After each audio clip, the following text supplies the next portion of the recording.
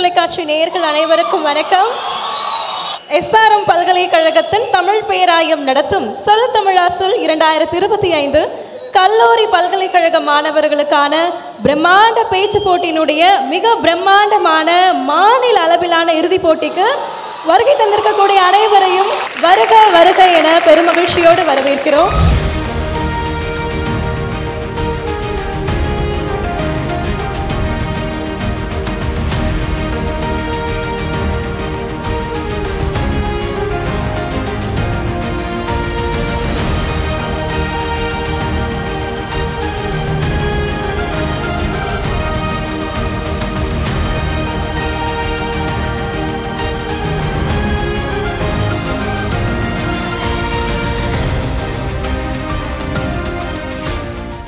இதுவரை மிக சிறப்பாக 9 மண்டலங்களுக்கான போட்டிகள் நிறைவடைந்து மிக பிரம்மாண்டமான மாநில அளவிலான இறுதிப் போட்டியினுடைய முதல் 2 சுற்றுகளும் வெற்றிகரமாக நிறைவடைந்துள்ளது. இதனைத் தொடர்ந்து இன்றைக்கு இறுதிப் போட்டியினுடைய இறுதி சுற்று. இந்த இறுதி சுற்று இன்னும் எந்த அளவுக்கு பரபரப்பாக ரொம்ப விறுவிறுப்பாக போக போகுதுன்னு பார்க்குறதுக்கு நீங்கள் ஆவலோடு காத்துட்ருப்பீங்க. உங்களை போலவே நாங்களும் ஆவலோடு காத்துட்ருக்கோம். கிட்டத்தட்ட இந்த 9 மண்டலங்களுக்கான போட்டிகளிலும் 2000க்கும் மேற்பட்ட போட்டியாளர்களுக்கிடையே ஒவ்வொரு மண்டலங்களிலும் இருந்து 4 இறுதிப் போட்டியாளர்கள் மொத்தமாக இந்த மாநில அளவிலான இறுதிப் போட்டிக்கு 36 நபர்கள் தேர்வாகி வந்திருந்தாங்க. இந்த முதல் 2 சுற்றுகள், முதல் சுற்றை கடந்து 2வது சுற்றுக்கு 16 நபர்கள் முன்னேறி இருந்தாங்க. அடுத்ததாக இந்த இறுதி சுற்றுக்கு இந்த 16 நபர்களிலிருந்து 8 நபர்கள் தேர்வாகி இருக்காங்க. இவர்கள் கடந்து வந்த பாதை அப்படின்றது ரொம்ப சாதாரணமான பாதை இல்லை. பல சவால்களை சந்தித்து இந்த மாநில அளவிலான மிக பிரம்மாண்டமான இறுதிப் போட்டிக்கு இந்த 8 நபர்கள் தேர்வாகி இருக்காங்க. இந்த 8 நபர்கள் யார் அப்படின்றத இன்னும் சற்று நேரத்தில் நடுவர் பெருமக்கள் அறிவிக்க உள்ளார்கள். அதற்கு முன்னதாக நம்முடைய சிறப்பு நடுவர்களை மேடைக்கு அழைத்து விடலாம். நாடறிந்த தமிழறிஞர், பல தொலைக்காட்சிகளில் பட்டிமன்ற நடுவராக பணியாற்றியவர், வெள்ளித்திரை மற்றும் சின்ன திரைகளில் தொடர்ந்து தோன்றுபவர், உலகின் பல நாடுகளில் பயணம் செய்து உரையாற்றி வரும் பெருமைக்குரியவர், தமிழகத்தின் பல இலக்கிய அமைப்புகளில் பங்கேற்று உரையாற்றிய பெருமைக்குரியவர், பேராசிரியர் கு. ஞானசம்பந்தம் ஐயா அவர்களை பணிபண்போடு பெருமகிழ்ச்சியோடு உங்களின் பலத்த கரகோஷங்களோடு மேலே கழிக்கிறோம். ஊடகத்துறையில் இளைஞர்களுக்கு முன்னுதாரணமாக திகழக்கூடியவர், தொலைக்காட்சியில் தம் மொழியால் அனைவரையும் வசியப்படுத்துபவர். இவர் வேறு யாரும் இல்லை, புதிய தலைமுறை தொலைக்காட்சியின் அரசியல் பிரிவு ஆசிரியர் திரு கார்த்திகேயன் ஐயா அவர்களை பணிவன்போடு மேடை கழிக்கிறோம்.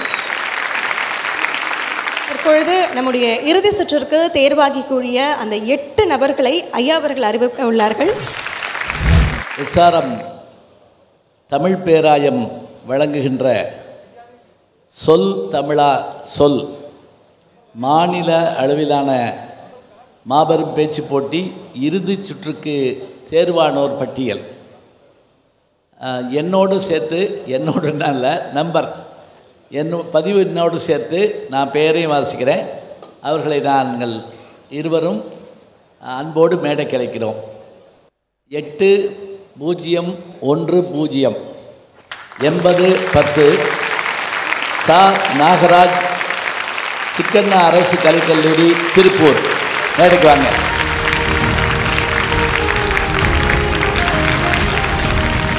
போட்டியாளர்களை மேடைக்கு வரவழைச்சிட்டோம்.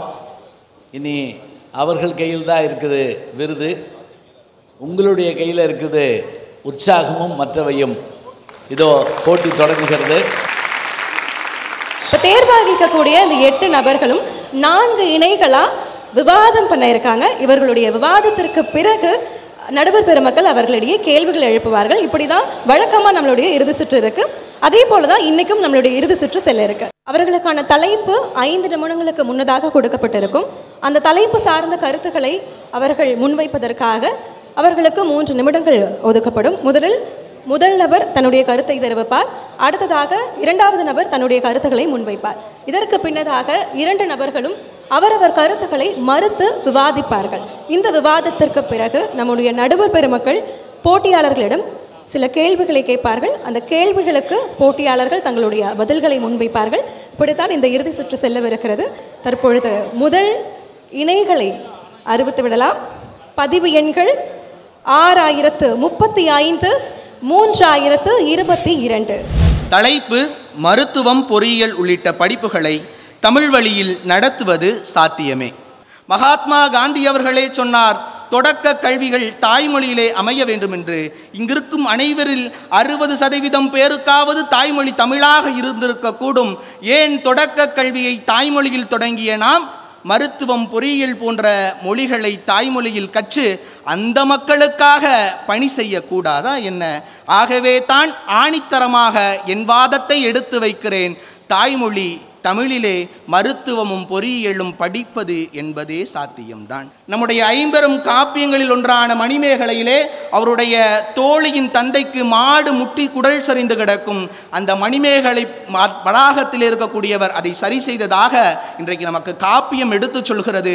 இப்படி தமிழ் சங்க இலக்கிய காப்பியங்களிலெல்லாம் மருத்துவ குறிப்புகள் இருக்கின்ற சமயத்தில் அதை நாம் ஏன் இன்றைக்கு சாத்தியப்படுத்த முடியாமல் போய்விடுமா என்பதுதான் இங்கு என்னுடைய வாதமாக எடுத்து வைத்திருக்கிறேன். தொடக்க காலத்தில் 2 மொழிகள் மட்டுமே மருத்துவ நுழைவுத் தேர்வு நடத்தப்படுகிறது என்று போராடி கொண்டிருந்தார்கள். இன்றைக்கு அந்தந்த பிராந்திய மொழிகளெல்லாம் எழுதலாம் என்ற ஒரு திட்டம் வந்திருக்கிறது அல்லவா? அது சாத்தியமாகின்ற பொழுது மருத்துவ படிப்பு சாத்தியம் இல்லாமல் போய்விடுமா என்ன? ஆகவே தான் சொல்கிறேன், மருத்துவம் தமிழில் படிக்க சாத்தியமாகும். பொறியியல் படிப்பும் அதை போலத்தான். ஏனென்று சொன்னால், இன்றிருந்து நம் வானுலக சாத்திரங்களை எல்லாம் தமிழ் மொழியில் கருத்துக்களை சமஸ்மொழியில் எழுதியிருக்கிறோம். ஆகவே பொறியியலும் மருத்துவமும் தாய்மொழியான தமிழில் சாத்தியமாகும். ஏன் ஏஐ கூட இன்றைக்கு சாத்தியமாக தமிழில் வெற்றி நடை போட்டுக் கொண்டிருக்கின்ற பொழுது இந்த 2 படிப்புகளும் தமிழில் சாத்தியமாக இல்லாமல் போய்விடாது. இப்பொழுது சற்று சிரமமாக இருந்தாலும் எதிர்வரும் காலங்களில் வெற்றி நடை போடும். தாய்மொழியில் மருத்துவமும் பொறியியலும் சாத்தியமாகும். அது நம் மக்களுக்கு பயன் தரும் என்று கூறி விடைபெறுகிறேன். நன்றி, வணக்கம். தலைப்பு: மருத்துவம், பொறியியல் உள்ளிட்ட படிப்புகளை தமிழ் வழியில் நடத்துவது சாத்தியம் இல்லை. சங்கத்தமிழ் 3ம் தா என்று கேட்ட அவ்வைதான் அணுவை துளைத்து 7 கடலை புகட்டி குறுகத் தரித்த குரல் என்று சொன்னாலே. ஆனால் இன்றைக்கு அணுக்கூராய்வு செய்த முதல் அறிஞர் ஔவையாரா என்று நாம் படித்துக் கொண்டிருக்கிறோம். இல்லையே, வேற்று நாட்டு அறிஞரைத்தானே படித்துக் கொண்டிருக்கிறோம். பாரிவேந்தர் ஐயா அவர்களே, உங்கள் பிள்ளையை கோபித்துக் கொள்ளாதீர்கள். நேற்று உங்கள் அருங்காட்சியிலும் கூட சீன பெருஞ்சுவர் 1 அறைக்கு நீளமாக இருந்தது. ஆனால் தஞ்சை கோபுரம் ஒரு சிறிய அறைக்குள் பூட்டப்பட்டு இருந்தது. எனக்கு எவ்வளவு வேதனையாக இருந்திருக்கும். வேற்று முனிவன் அங்கே நிற்கின்றான் கம்பீரமாக. ஆனால் உடல், ஊன், இரத்தம், சதை, பிணி என அனைத்தையும் பல நூற்றாண்டுகளுக்கு முன்பே, ஏன் தமிழ் இனம் தோன்றிய போதே நமக்கு சொல்லிக் கொடுத்த அகத்தியன் எங்கே? இதையெல்லாம் பார்க்கின்ற போது மருத்துவமும் பொறியியல் உள்ளிட்ட படிப்புகளை நாம் தமிழ் வழியில் எப்படி சாத்தியப்படுத்த முடியும்? சாத்தியம் செய்யாத நாம் இருக்கும் வரை அது எப்படி சாத்தியமாகும்? அது மட்டுமல்ல, இன்றைக்கு தொடக்க கல்வியை, ஆரம்ப கல்வியை தாய்மொழியில் படிக்கின்ற நாம் தான் உயர்கல்வி என்று வந்தவுடன் அந்நிய நாட்டுக்கு விரைந்து ஓடுகிறோமே. நாம் எங்கிருந்து தமிழ் வழியில் இந்த படிப்புகளை படிக்க முடியும்? திருக்குறளில் இல்லாத செய்திகளே இல்லை என்று சொல்கிறோமே. ஒரு திருக்குறளையாவது, ஒரு அறநெறியையாவது மருத்துவ படிப்பில் முதல் நாளில் நாம் கற்கிறோமா? அதை படித்துவிட்டால் மருத்துவத்துறையில் ஏன் இத்தனை பிழைகள் ஏற்பட போகிறது? ஏன் ரமணா போன்ற திரைப்படம் உருவாக காரணமாகிற போகிறது? இன்றைக்கு நீதி நூல்களும் அறநூல்களையும் நாம் உண்மையிலேயே மறந்துவிட்டோம். என்னுடைய பொறியியல் படிக்கின்ற தோழி ஒருத்தி, பெண் தோழி ஒருத்தி, அக்கா, நான் பள்ளியில் நன்றாகத்தான் தமிழ் படித்தேன். ஆனால் இந்த 4 ஆண்டுகளில் தமிழ் என்ன என்று தெரியாத அளவிற்கு மறந்துவிட்டேன் அம்மா. இதன் நீங்கள் தான் எனக்கு சொல்லித்தர வேண்டும். நீங்கள் தமிழ் கற்கிறீர்கள், நாங்கள் தேவையில்லாத தகவல் கற்கிறோம். ஆனால் எந்த தகவலை கற்றாலும் தமிழ் கற்றால் தான் அறத்தோடு நிற்க முடியும், மானத்தோடு நிற்க முடியும் என்று சொல்லி நல்லதொரு வாய்ப்புக்கு நன்றி கூறி விடைபெறுகிறேன். நன்றி, வணக்கம். பாராளுமன்றத்திலே உள்துறை அமைச்சர் சொல்லியிருக்கிறார், உங்கள் தாய்மொழிகள் மருத்துவமும் பொறியியலும் சாத்தியமாகும், அது சட்டமாகும் என்று சொல்லி, அந்த சட்டத்தின் நம்பிக்கையால் சொல்கிறேன், இது இந்த காலத்தில் இல்லாவிலும் எதிர்காலத்தில் மருத்துவமும் பொறியியலும் அந்தந்த பிராந்திய மொழிகளில் சாத்தியமாகும்.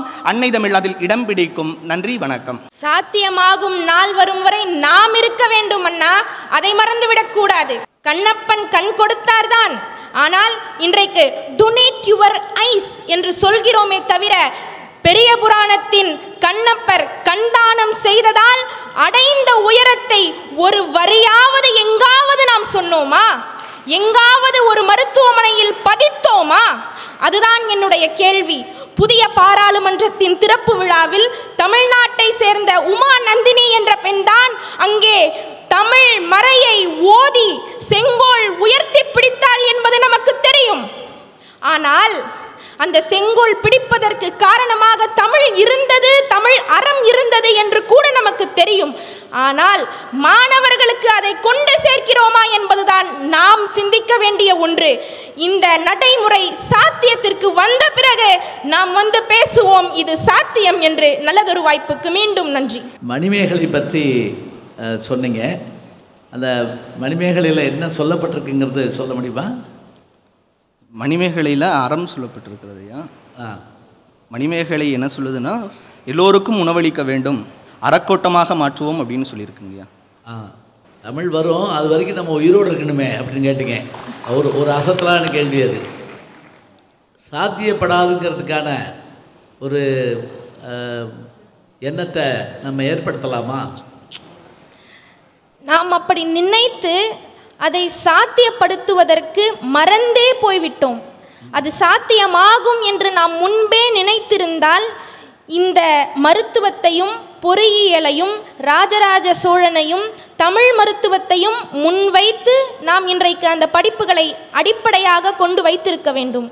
ஆனால் இன்றைக்கு நாம் அதை விடுத்துவிட்டு நம் பாரம்பரியத்தை கொண்டே புதிதாய் நவீனம் என்று கண்டுபிடித்த அயலான் மருத்துவத்தையும் அயலான் பொறியியல் கலைகளையும் தான் நாம் முதன்மைப்படுத்தி விட்டோமே. அதனால்தான் இப்படி நினைத்து கொண்டிருந்தால் சாத்தியப்படாது, மனங்களை மாற்றி அமைக்க வேண்டும் என்பதனால் என்னுடைய வாதத்தை இப்படி அமைத்தேன். தஞ்சை கோயில் கட்டப்பட்ட பொறியியல் அமைப்பை பற்றி பாடம் வைத்திருந்தால் பொறியியல் நம்முடைய மாணவர்கள் ஏன் இன்றைக்கு பாலங்கள் ஏன் இன்றைக்கு இடிந்து விழுந்து இருக்கும்? ராஜராஜனையும் கல்லணை கட்டிய கரிகாலனையும் படித்திருந்தால் பாலங்கள் சாய்ந்திருக்காதே. தமிழ் மொழியில் மட்டும் நீங்கள் மருத்துவம் படித்தீர்களானால் உலகம் முழுவதுமான மருத்துவ சேவை அப்படிங்கிறத சாத்தியப்படுத்த முடியும்னு நினைக்கிறீங்களா? பிறப்போக்கும் எல்லா உயிருக்கும் கொன்ற நம்ம தமிழர்கள் ஆங்கிலத்தில் மருத்துவம் பார்த்துட்டு ஏழை எளிய கிராமங்களில் தமிழ் மக்களுக்காக மருத்துவம் பார்க்குறாங்க. அதே மக்கள் தமிழில் படித்துட்டு ஆங்கிலத்திலும் மிகச்சிறந்த அறிஞர்களாக மாறி வெளிநாடுகளில் வேலை செய்வாங்க. தமிழர்களுக்கு மொழி ஒன்றும் தடையல்ல. சீனாவில், ஜப்பானில் இன்னமும் தாய்மொழி கல்வி தான் இருக்குது. அங்கே அனைத்து விதமான படிப்புகளையும் தாய்மொழியில் தான் படிக்கிறாங்க. நம்மை விட உற்பத்தி துறையில் மேம்பட்டு இருக்கிறார்கள், நம்மை விட சேவைத்துறையில் மேம்பட்டு இருக்கிறார்கள்.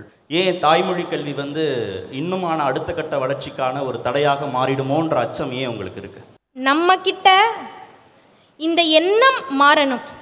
இந்த அச்சம் போகணும்னா நம்மளுடைய வரலாற்றை மறைக்கக்கூடாது. ராஜராஜனினுடைய கல்லணை தஞ்சை பெரிய கோவில் மட்டும்தான் நமக்கு தெரிந்திருக்கிறது. ஆனால் கால்வாய்களில் குமிழித்தூம்பு என்ற ஒன்றை அமைத்து எவன் ஒருவன் நீரை முறையாக வெளியிட்டு அந்த நீரை முறையாக மீண்டும் அடைத்து பாதுகாத்து விவசாயத்தை காக்கிறானோ, நீரை பாதுகாத்து தலைமுறையை பாதுகாக்கிறானோ, அவனுடைய 2 பாதத்தையும் அவன் எவனாக இருந்தாலும் என் தலை மீது வைத்து நான் மரியாதை செய்வேன் என்று சொன்னவர் நம்முடைய ராஜராஜ சோழன். இந்த அச்சம் ஏற்படுவதற்கு காரணம் இந்த வரலாறுகள் நாம் பயில்கின்ற இந்த தொழிற்கல்விகளில் இடம்பெறாததுதான் என்பதனை முன்னிறுத்தி இந்த அச்சங்கள் போவதற்கும் நமது மிச்சங்களை நாம் காக்க வேண்டும் என்று சொல்லி நல்லதொரு உரையை நிறைவு செய்கிறேன். தலைப்பு: ஒரே கட்சி மத்தியிலும் மாநிலத்திலும் ஆட்சி அமைப்பது நலம் பயக்கும். 100 ஆண்டுகளுக்கு முன்பாக இங்கிலாந்திடம் இந்தியா அடிமைப்பட்டிருந்த போது பொருளாதாரத்தில் பின்தங்கியிருந்தது. ஆனால் 100 ஆண்டுகளுக்கு பிறகு இன்றைக்கு இந்தியா இங்கிலாந்தை விட ஒருபடி முன்னேறி இருக்கிறது. ஆனால் இந்த முன்னேற்றம் இந்தியா முழுவதும் பரவ வேண்டும் என்றால் நிச்சயம் ஒரே கட்சி மத்தியிலும் மாநிலத்திலும் ஆட்சி அமைத்தால் மட்டும்தான் அது முடியும் என்பதை நாம் சிந்தித்து பார்க்க வேண்டும். ஏன் அமெரிக்காவில் 2 கட்சிகள் தான் ஆட்சியில் இருக்க முடியும். இன்றைக்கு ஒரு கட்சி மத்தியில் ஆட்சி அமைத்தால் அதே கட்சி தான் 50 மாநிலங்களில் பல்வேறு மாகாணங்களில் ஆட்சியை பிடிக்க முடிகிறது. ஆகையால் தான் இன்றைக்கு அமெரிக்கா உலகிலேயே மிகப்பெரிய வல்லரசு நாடாக திகழ்ந்து கொண்டிருக்கிறது. அதைவிட குறிப்பாக சீனாவில் ஒற்றை கட்சி ஆட்சி முறை இருந்து கொண்டிருக்கிறது. ஆகையால் தான் இன்றைக்கு இந்தியாவை விட சீனா பல்வேறு துறையில் முன்னேறுகிறது. அதே போன்று இந்தியாவிலும் ஒரு கட்சி மாநிலத்தில் அதே கட்சி மத்தியிலும் ஆட்சி அமைத்தால் நிச்சயம் இந்தியாவும் இந்த நாடுகளை விட முன்னேறும் என்பதில் எந்த விதமான மாற்று கருத்தும் இருக்க முடியாது. அதிலும் குறிப்பாக இன்றைக்கு மாநில அரசானது ஒவ்வொரு திட்டத்திற்கும் மத்திய அரசிடம் கேட்டு பெறக்கூடிய சூழல் இருந்து வருகிறது. அண்மையில் கூட நேற்றைய தினம் கூட நம்முடைய பாரத பிரதமர் அவர்கள் தமிழ்நாட்டிற்கு வருகை தந்திருந்தார். அவரை சந்திப்பதற்காக நம்முடைய முன்னாள் முதலமைச்சர் அவர்களும் அதே சமயத்தில் எதிர்க்கட்சி தலைவருக்கும் அனுமதி வழங்கப்பட்டது. ஆனால் தமிழ்நாட்டினுடைய முதலமைச்சருக்கு அனுமதி மறுக்கப்பட்டிருந்தது, வழங்கப்படவில்லை. இதற்கு என்ன காரணம்? சற்று சிந்தித்து பாருங்கள். ஒரே கட்சி மத்தியிலும் மாநிலத்திலும் இருந்திருந்தால் அனுமதி மறுக்கப்பட்டிருக்குமா என்பதை நாம் நிச்சயம் தெரிந்து கொள்ள வேண்டும். ஒரே கட்சி மாநிலத்திலும் மத்தியிலும் ஆட்சி செய்வது நலம் பயக்காது. நாம் எல்லோரும் அறிந்ததே, நம் இந்திய திருநாடு வேற்றுமையில் ஒற்றுமை கொண்ட நாடு. பல இனங்கள், பல மொழிகள், பல மதங்களை கொண்ட நாடு இது. இந்தியன் என்ற ஒற்ற கருத்தில் ஒன்றி நிற்கும் நாடு. மத்தியிலும் மாநிலத்திலும் ஒரே ஆட்சி அமையுமானால், ஒருவேளை மாநில அரசு ஒரு திட்டத்தை வகுக்கிறது எனில் அது அந்த மாநிலத்திற்கு, அந்த மாநில மக்களுக்கு பாதிப்பை ஏற்படுத்தும் எனில், மாநிலத்தில் இன்னொரு கட்சி, அதாவது வேறு கட்சி ஆட்சி செய்யும் எனில் அதை எதிர்த்து கேள்வி கேட்கும். என் மக்களுக்கு இது நலம் பயக்காது, எனவே இதை எங்களது மாநிலத்தில் அமல்படுத்த முடியாது என சொல்லும். ஆனால் ஒரே கட்சி ஆட்சி அமைக்குமானால் அந்த மாநிலத்தில் இருக்கும் முதலமைச்சருக்கே தெரிந்திருந்தாலும், அது என் மக்களுக்கு நலம் பயக்காது என அறிந்திருந்தாலும், கட்சி தலைமை சொல்வதையே மாநில அரசு கேட்கும். எப்போதும் ஒரு சிந்தனை அல்ல, ஒன்றுபட்ட சிந்தனையே நமக்கு தேவையாக இருக்கின்றது. இந்த இந்திய திருநாடு ஆங்கிலேயரின் ஆட்சி காலத்தில் ஒரு குடையின் கீழ் இருந்தது என்பது நமக்கு எல்லோருக்கும் தெரியும். ஆனால் அங்கு நாம் எப்படி இருந்தோம்? அடிமைகளாகத்தானே இருந்தோம். நமது சுதந்திரம் எங்கிருந்தது? இந்தியாவில் இருக்கக்கூடிய ஒவ்வொரு மாநிலங்களுக்கும் ஒரு தனி சிறப்பு உண்டு. ஒவ்வொரு மாநிலத்திலும் பலப்பட்ட மக்கள் உண்டு. எல்லோருக்கும் எல்லாம் கிடைக்க வேண்டுமெனில், எல்லோரும் எல்லாம் பெற்று நலமாய் வாழ வேண்டுமெனில் நமக்கு தேவை ஒரே சிந்தனை அல்ல, ஒன்றுபட்ட சிந்தனை, தோழமையான சிந்தனை. அனைவரும் ஒன்று சேர்ந்து ஒன்றுபட்டு நிற்கக்கூடியதுதான் நமக்கு தேவையே தவிர ஒரே ஒரு சிந்தனை என்பது நமக்கு எப்போதும் தேவையானது கிடையாது. ஒரே கட்சி மாநிலத்திலும் மத்தியிலும் ஆட்சி செய்வது நலம் பயக்காது என கூறி நிறைவு செய்கிறேன். சகோதரி கூறியிருந்தார், அதாவது ஒரே கட்சி மத்தியில் மாநிலத்திலும் ஆட்சி அமைப்பது நலம் பயக்காது என்று. குறிப்பாக வேற்றுமையில் ஒற்றுமை என்பது இந்தியா விடுதலை பெறுவதற்கு முன்பாக பல்வேறு சுதேச அரசுகளாக சிதறி கிடந்தது. அப்படி சிதறி கிடந்ததன் காரணமாகத்தான் ஆங்கிலேயர்கள் மிக எளிதாக நமது நாட்டை கைப்பற்றினார்கள். இதை சற்று சிந்தித்து பாருங்கள். நம்முடைய சேர சோழ பாண்டியர் ஆட்சி காலத்தில் ஒன்றுபட்டு ஒரே குடையின் கீழ்தான் நம்முடைய நாடு இருந்தது. ஆகையால் தான் நமது இந்தியாவையும் தமிழ்நாட்டையும் எந்த கொம்பனாலும் அசைத்து பார்க்க முடியவில்லை. ஒரே கட்சி மத்தியிலும் மாநிலத்திலும் ஆட்சி இருந்தால் கண்டிப்பாக அந்த மாநிலமும் நம்முடைய இந்திய நாடும் நிச்சயம் நலம் பெறும் என்பதில் எந்த விதமான மாற்று கருத்தும் இருக்க முடியாது. சகோதரர் சொன்னார்கள், தமிழக முதல்வருக்கு பாரத பிரதமரை பார்க்க அனுமதி மறுக்கப்பட்டது என்று. ஒரே கட்சி இருந்திருந்தால் மறுக்கப்பட்டிருக்குமா என்று. அதே போலத்தானே ஒரே கட்சி அமைந்தால் தலைமை சொல்லும் அனைத்திற்கும் ஒப்புக்கொண்டு விடுவார்களே, அங்கு மக்கள் நலனான நம் நலன் எங்கு செல்லும்? நம் நலனை யார் கருத்தில் கொள்வார்கள்? வேறு வேறு கட்சிகள் ஆட்சி செய்வதால் தான் நம் நலனுக்காக கேள்வி கேட்டு நிற்கிறார்களே தவிர, ஒரே கட்சி ஆட்சி செய்தால் நிச்சயமாக தலைமை சொல்லுவதை கேட்டுக்கொண்டு அமைதியாகத்தான் இருப்பார்கள். அதே போல ஆங்கிலேயர் ஆட்சி செய்வதற்கு முன் சேர சோழ பாண்டியர்களால் ஒரே குடையின் கீழ் இந்தியா ஆளப்பட்டது என்று சொன்னார்கள். சேரர் சோழர் பாண்டியர் மூன்றும் ஒன்றா? அப்படியாயின் எதற்காக சேரர் சோழர் பாண்டியர் என பிரிக்க வேண்டும்? ஒரே பெயர் வைத்தால் போதுமே. ஆக ஒரே கட்சி மாநிலத்திலும் மத்தியிலும் ஆட்சி செய்வது நலம் பயக்காது என கூறி நிறைவு செய்கிறேன். கடுமையான தலைப்புகள் கொடுக்கப்பட்டிருந்தாலும் அதை எளிமையாக பேசுகிறீங்க, உங்களுக்கு ரொம்ப பாராட்டுகள். இப்போ அமெரிக்கா முழுவதும் ஆங்கிலம், சீனா முழுவதும் சீன மொழி தான். ஆனால் இந்தியா அப்படி இல்லையே. இந்தியா காஷ்மீர் தொடங்கி கன்னியாகுமரி வரைக்கும் பல்வேறு மொழிகள் இருக்கே. இது சாத்தியமாகுமா? மொழியால் வேறுபட்டிருந்தாலும் இந்தியர் என்ற ஒற்றை இனத்தால் நம்ம எல்லாரும் ஒன்றா தான் இருக்கிறோம். ஆகையால் அது கண்டிப்பாக சாத்தியப்படுங்க ஐயா. குறிப்பாக சொல்ல போனோம் அப்படின்னா, ஒரு கட்சி ஒரு மாநிலத்தில் ஒரு கொள்கையோடு இருக்கலாம், இன்னொரு மாநிலத்தில் வேறு ஒரு கொள்கையோடு இருந்தாலும் கூட அது என்றைக்கும் மத்தியில் எந்த நிலைப்பாடு எடுக்கிறார்களோ அது மாநிலத்தில் இருக்க முடியும். ஆகையால் இந்தியா முழுவதும் அது நன்மையை பயப்பதற்கான வாய்ப்புகள் இருக்குங்கய்யா. எல்லாவற்றையும் கேட்டு பெறுவது, எல்லாவற்றிலும் சாதிப்பது என்பதற்கு மத்தியிலும் மாநிலத்திலும் ஒரே ஆட்சி இருந்தால் சிறப்பாக இருக்கும். ஏன் அதை மறுக்கிறீங்க? நிச்சயமாக இல்லை. அதற்கு ஒரே மொழி இந்தியா முழுவதும் இருந்திருக்க வேண்டும். ஆனால் இப்போது அது கிடையாது. இந்தியா பலப்பட்ட மொழிகளும் பல இனங்களும் பல்வேறுபட்ட கலாச்சாரங்களும் கொண்ட நாடாக இருக்கிறது. இந்தியா ஒருபோதும் அந்த கலாச்சாரங்களையும் மற்ற மொழிகளையும் அழித்துவிடக்கூடாது. ஒரே மொழி என்பதை நாம் ஒருபோதும் ஒப்புக்கொள்ள முடியாது. காரணம், தனது உணர்வுகளை பகிர அவன் எத்தனை மொழி பயின்றிருந்தாலும் சரி, ஒருவன் ஆயிரம் மொழி பயின்றிருந்தாலும் அவனது உணர்வுகளை அவன் முதலில் வெளிப்படுத்துவது தன் தாய்மொழியில் தான். எந்த மாநிலத்தவனும் தனது தாய்மொழியை எப்போதும் விட்டு கொடுக்க மாட்டான். மற்ற மொழிகளை பயில மாட்டான் என்று சொல்லவில்லை. ஒருவன் எத்தனை மொழிகளை வேண்டுமானாலும் பயிலலாம், ஆனால் தன் தாய்மொழியை ஒருவன் எப்போதும் விட்டு கொடுக்க மாட்டான். எனவே ஒரே நாடு ஒரே மொழி என்பது எப்போதும் சாத்தியமல்ல நமது இந்திய திருநாட்டில். நீங்க சொல்ற மாதிரி ஒற்றை கட்சியுடைய ஆட்சி முறை அப்படின்று வருகிற போது தேசிய உணர்வுக்கு முக்கியத்துவம் கொடுக்கணுன்றதை விட மாநில உணர்வு மங்கி போயிடும் அப்படின்ற அச்சம் மாநில கட்சிகளுக்கு இதிலே, அதை எப்படி பார்க்கிறீர்கள்? நான் சொல்லக்கூடிய கருத்து என்ன அப்படின்னா, மத்திய அரசானது அந்த மாநில கட்சிகள், அதாவது அவர்கள் சார்ந்த கட்சிகள் அவர்களுக்கு வாக்கு செலுத்தி வெற்றி பெற வைத்த அந்த மாநிலங்களுக்கு முக்கியத்துவம் கொடுப்பாங்க. அது வேணா உண்மை. அதே போன்று அவர்கள் கட்சி பார்த்தீங்கன்னா சம்பந்தப்பட்ட மாநிலத்தில் ஆட்சிக்கு வரும் பொழுது எந்த திட்டத்தையுமே போய் கேட்க வேண்டிய அவசியம் இருக்காது.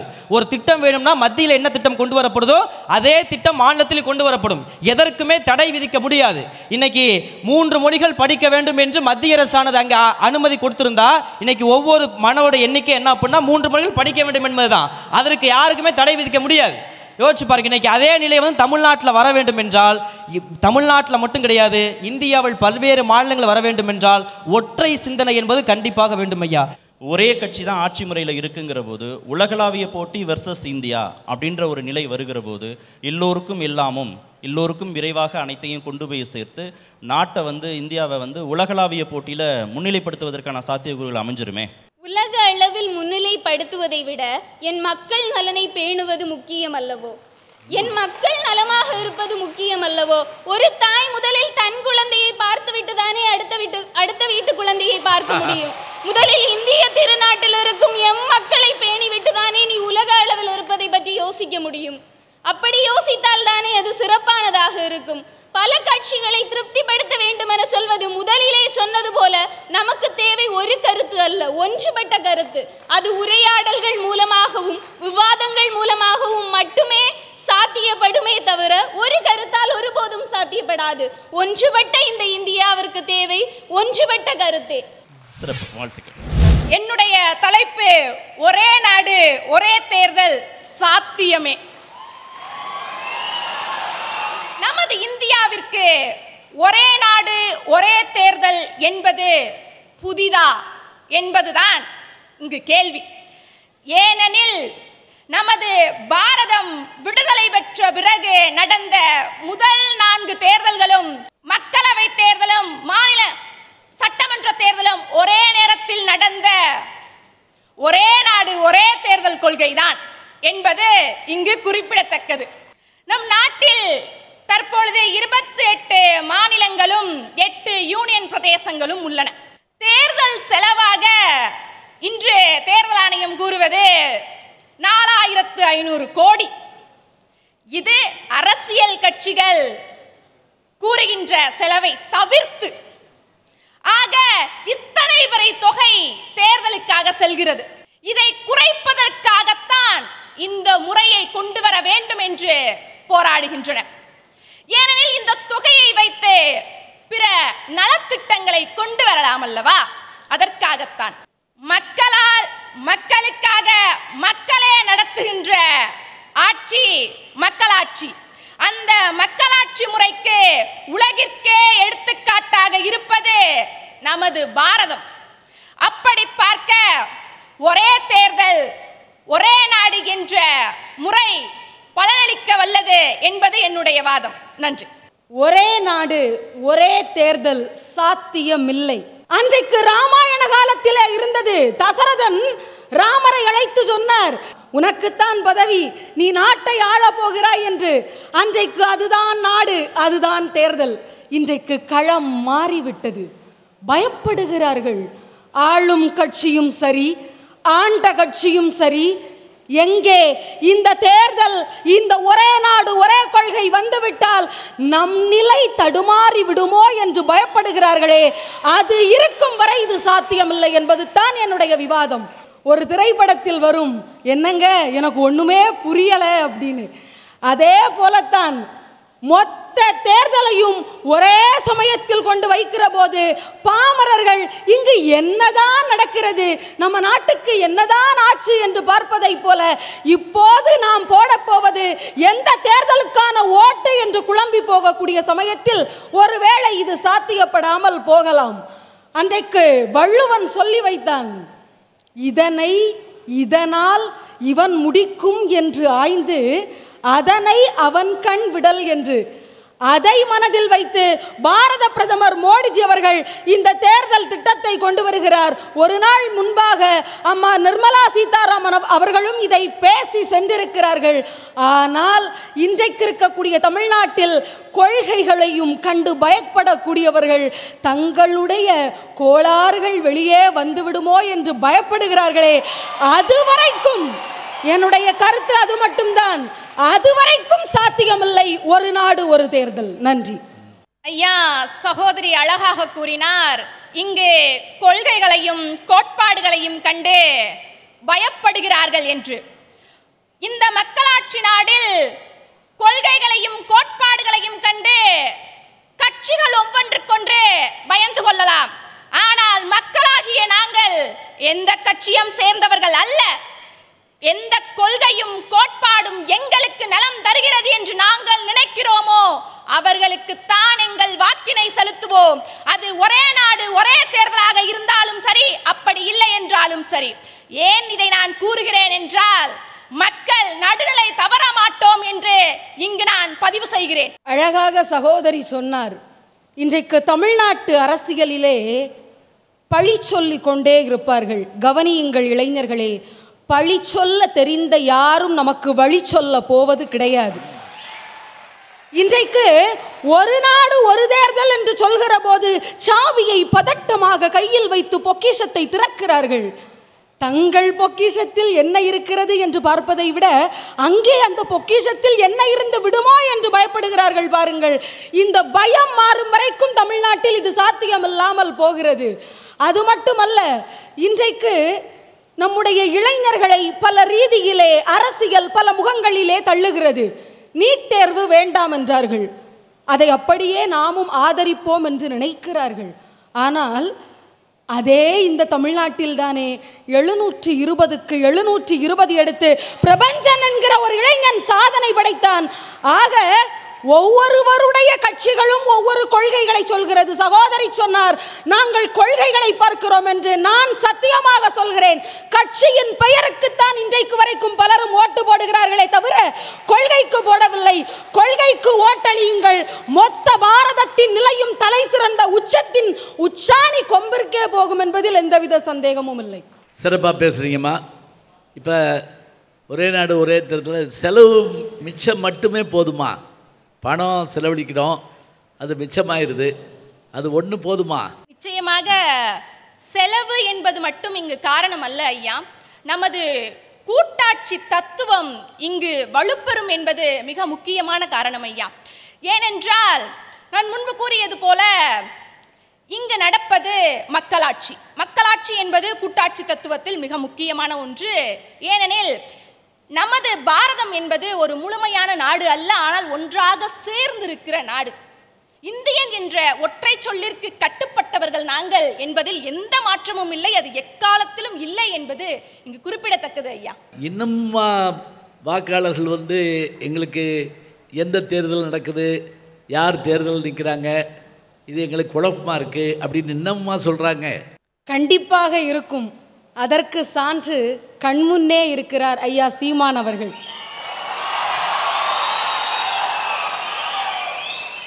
ஏன் சொல்கிறேன் என்றால், நான் எல்லோரையும் சொல்லவில்லை, பேசுகின்ற போதே குழம்பி போகிறார்கள் பாமரர்கள் என்று சொன்னேன். சமீபத்திலே தேர்தல் நடக்கிற போது சீமான் ஐயா அவர்களுடைய கட்சி குறியினுடைய சின்னம் சில மக்களால் உணரப்பட முடியாமல் போனதால் பல ஓட்டுகளை தழுவக்கூடிய ஒரு சூழல் இதே தமிழ்நாட்டில் தானே நடந்தது. இதைவிட பெரிய சான்று பாமரர்கள் குழம்பி போவதற்கு தேவைப்படுகிறதா? இடைவெளி விட்டு தேர்தல் நடத்துகிற போது அவர் உள்ளூர் பிரச்சனைகளுக்கு, மாநில பிரச்சனைகளுக்கு, தேசிய பிரச்சனைகளுக்கு அப்படின்னு முக்கியத்துவம் கொடுத்து தங்களுக்கான பிரதிநிதிகளை தேர்ந்தெடுக்க வாய்ப்பு இருக்கும். ஒரே நாடு ஒரே தேர்தல் அப்படின்னு இந்த 3 தேர்தலும் ஒரே நேரத்தில் எடுக்கிற போது வாக்காளர்களுக்கு இவ்வளவு தெளிவோடு அந்த தேர்தலை அணுகுவதற்கான சாத்தியக்கூறு இருக்கும் அப்படின்னு நீங்க நினைக்கிறீங்களா? நாங்கள் தெளிவற்று இருக்கிறோம் என்பது இங்கு விடயமே இல்லை ஐயா. நாங்கள் மிகவும் தெளிவாக இருக்கிறோம். அவர் நாடாளுமன்ற உறுப்பினராக இருந்தாலும் சரி, சட்டமன்ற உறுப்பினராக இருந்தாலும் சரி, உள்ளாட்சி மன்ற உறுப்பினராக இருந்தாலும் சரி, அவர் எங்களுடைய பிரதிநிதி என்பதில் இங்கு மாற்று கருத்து இல்லை. அதே நேரத்தில் அவருடைய கொள்கையும் கோட்பாடுகளும் எங்கள் நலனை நாடாளுமன்றத்திலும் சட்டமன்றத்திலும் உள்ளூர் மன்றங்களிலும் எதிரொலிக்கும் என்று நம்பிதான் நாங்கள் வாக்களிக்கிறோம் ஐயா. நான் மீண்டும் மீண்டும் கூறுவது, நாங்கள் கற்ற பெருங்குடி மக்கள் என்பதுதான் ஐயா. ஒரே நாடு ஒரே தேர்தல் நடக்கிறதுல கொள்கை தெளிவு இல்லை, சித்தாந்த பிடிப்பு இல்லை, அதை மக்கள்கிட்ட கொண்டு போய் சேர்க்கிறதுல இருக்கக்கூடிய குழப்பத்தின் அடிப்படையில் தான் இந்த கட்சிகள் அச்சப்படுறாங்க இந்த தேர்தலுக்கு அப்படிங்கிறதான் பிரதான காரணமாக நீங்கள் நினைக்கிறீங்களா? அதை மட்டும் பிரதான காரணமாக சொல்லிவிட முடியாது. ஒரே நாடு ஒரே தேர்தல் என்று நடக்கிற போது இடையிடையே ஒவ்வொரு தேர்தலிலும் இவர்களுக்கு பல நன்மைகள் கிடைக்கிறது. ஒரு பக்கம் தேர்தல் என்றால் இன்னொரு பக்கம் நன்மை கைக்கு கிடைத்து கொண்டிருந்தது. இப்போது மொத்த தேர்தலையும் கொண்டு ஒரே இடத்தில் வைக்கிற போது 3-2 நன்மைகள் கழிந்து போவது அதற்கு ஒரு மிகப்பெரிய சான்றாக இருக்கிறது. முக்கிய காரணமே அதுதான். நன்றி. சிறப்பு. தமிழகத்தை சேர்ந்த ஒருவரால் பிரதமராக வாய்ப்பு இருக்கிறது என்று நான் உங்கள் முன் பேச வந்துள்ளேன். எந்த மாநிலத்தவராக இருந்தாலும் சட்டமும் நீதியும் அனைத்து நலங்களும் கிடைக்க வேண்டும் என்ற குறிக்கோளோடு அறத்தோடு வாழ்ந்தவர்கள் தமிழர்கள்.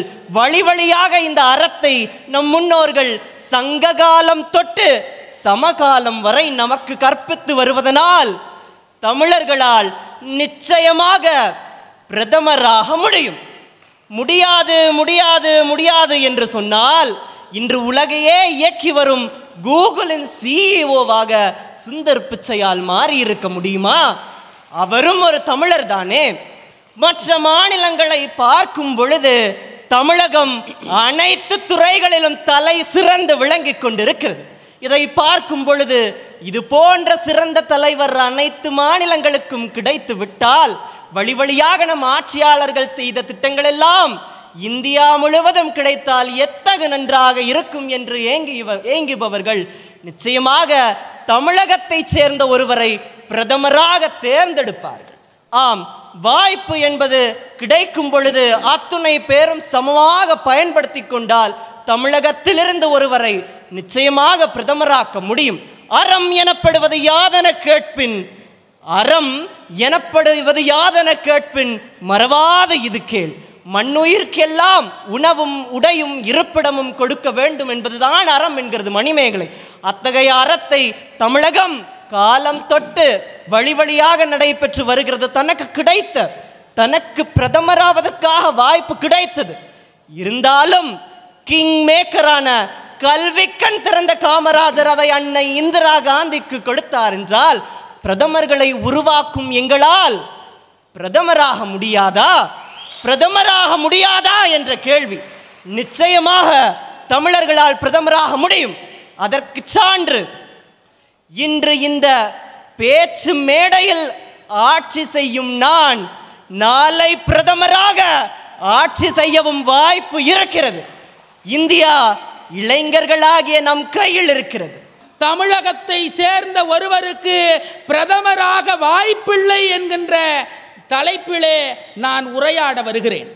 என்னிடத்திலே 100 இளைஞர்களை கொடுங்கள், இந்திய நாட்டை வல்லரசாக்கி காட்டுகிறேன் என்று சொன்னார் சுவாமி விவேகானந்தர்.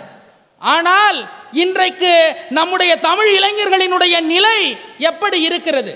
இன்றைக்கு இணையதள சூதாட்டங்களில் தன்னுடைய வாழ்க்கையை எல்லா இடங்களிலும் படவரியிலும் புலனத்திலும் முகநூலிலுமாக கழித்து கொண்டிருக்கின்ற இந்த இளைஞர்கள் வருங்கால இந்தியாவை கட்டமைக்கின்றோம் என்று சொல்லுகின்ற இந்த இளைஞர்கள் இருக்கிற வரை தமிழகத்தை சேர்ந்த ஒருவர் பிரதமராக வாய்ப்பில்லை என்பதுதான் என்னுடைய கருத்தாக இந்த மேடையிலே இருக்கிறது.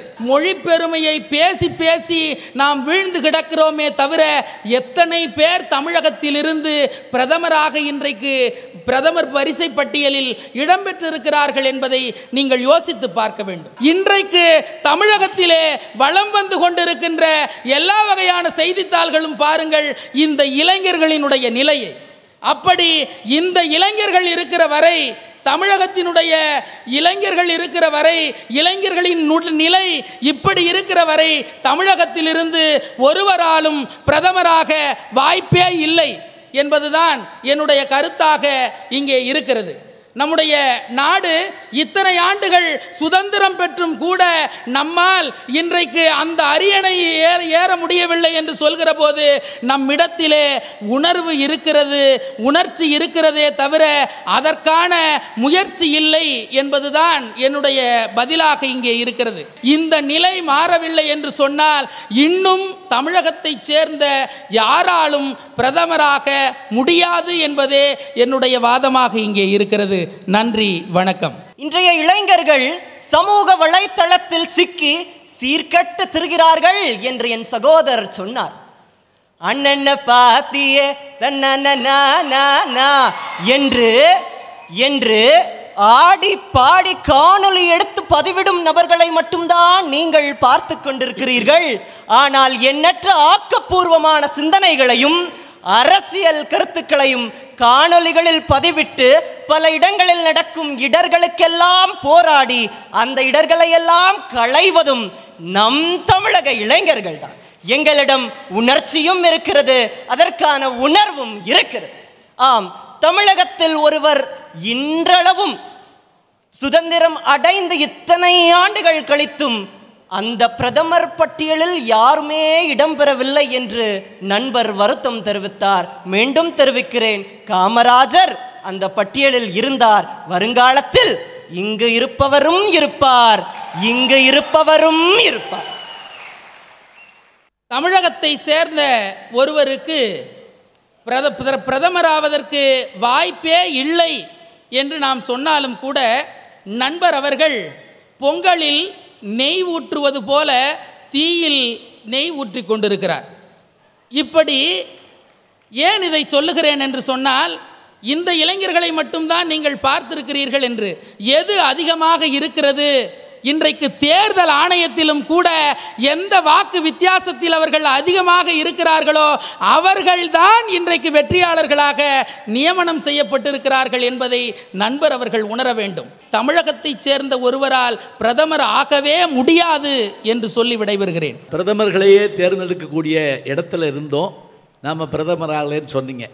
உங்களுடைய பேச்சில் இருக்கக்கூடிய அந்த ஆசை எனக்குள்ளேயும் இருக்குது. ஏன் முடியலை? அதான் கேள்வி. வயிற்றுக்கு சோறிட வேண்டும், இங்கு பயிற்று பல கல்வி தந்து இந்த பாறை உயர்த்திட வேண்டும் என்ற பாரதியின் கனவை நிறைவேற்றுவதற்காக காமராஜர் பல காலமாக உழைத்து கொண்டிருந்தார்.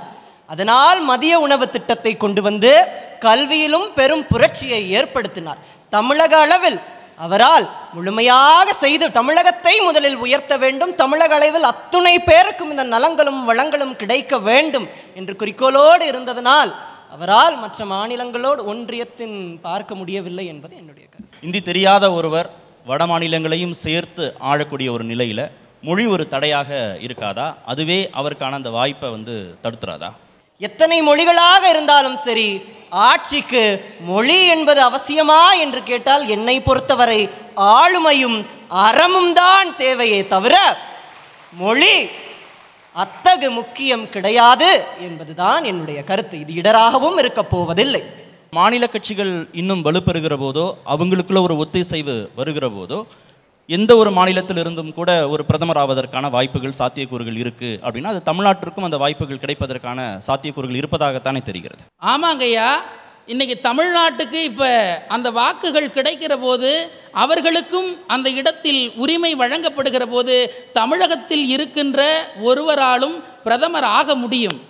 ஆனால் என்ன இதிலே சிக்கல் இருக்கிறது என்று சொன்னால், நாம் எப்படி சிந்திக்கிறோம்? நமக்கு மொழி தேவையில்லை, ஆட்சியும் அறமும் தான் தேவை என்கிறோம். ஆனால் ஹிட்லர் சொல்கிறார், ஒரு மொழியை அழித்து விட்டால் அந்த இனம் அழிந்து போகும். அப்படி இனம் அழித்துவிட்டு ஒரு ஆட்சியாளன் இந்த ஆட்சிக்கு வர வேண்டும் என்று சொன்னால் அந்த ஆட்சியும் தேவையில்லை, அந்த பதவியும் தேவையில்லை என்பது என்னுடைய கருத்தாக இருக்கிறது. ரெண்டு பேர் பேசுகிறது நல்லா இருந்தது. அதில் பெருந்தலைவர் காமராஜ் அவர்கள் இந்திரா காந்தி அவர்களை பிரதமராக்கல, லால் பகதூர் சாஸ்திரி தான் பிரதமர் ஆக்குறாங்க. ஒரு தெளிவுக்காக வரணும். நன்றி. வேந்தர் தொலைக்காட்சி நேயர்களே, எஸ்ஆர்எம் பல்கலைக்கழகத்தின் தமிழ் பேராயம் நடத்தும் சொல் தமிழா சொல் 2025 கல்லூரி பல்கலைக்கழக மாணவர்களுக்கான பிரம்மாண்ட பேச்சு போட்டியின் மிக பிரம்மாண்டமான மாநில அளவிலான இறுதிப் போட்டியின் இறுதி சுற்று வெற்றிகரமாக நிறைவடைந்துள்ளது. தமிழ்நாட்டின் தலை சிறந்த பேச்சாளரை உலகறிய செய்ய வேண்டும் என்ற உன்னத நோக்கத்தோடு இதுவரை யாரும் முன்னெடுக்கவும் துணியாத மிக பிரம்மாண்டமான மாநில அளவிலான பேச்சு போட்டியை எங்களுடைய மாண்பமை வேந்தரையா அவர்கள் வெற்றிகரமாக நடத்தி காட்டியிருக்கிறார்கள். இந்த போட்டியின் மூலம் ஐயா அவர்களின் உன்னத நோக்கம் நிறைவேறியிருப்பதில் நாங்கள் பெருமகிழ்ச்சி கொள்கிறோம். அடுத்ததாக இந்த போட்டியின் வெற்றியாளர்கள் யார்? இறுதி சுற்றில் பங்கேற்ற இந்த 8 நபர்களில் பரிசு பொருட்களை தட்டி செல்லக்கூடிய அந்த 3 நபர்கள், முதல் பரிசான 5 லட்சம் ரூபாய், இரண்டாம் பரிசான 3 லட்சம் ரூபாய், மூன்றாம் பரிசான 2 லட்சம் ரூபாயை வெல்லக்கூடிய நபர்கள் யார் என்பதும், அதைத் தொடர்ந்து நடக்கக்கூடிய பரிசளிப்பு விழாவில் 74 மாணவர்களுக்கான பரிசு தொகையும் வழங்கப்பட உள்ளன. பரிசு தொகை மொத்தம் 40 லட்சம் ரூபாய் என்பதை பெருமகிழ்ச்சியோடு தெரிவித்துக் கொள்கிறோம்.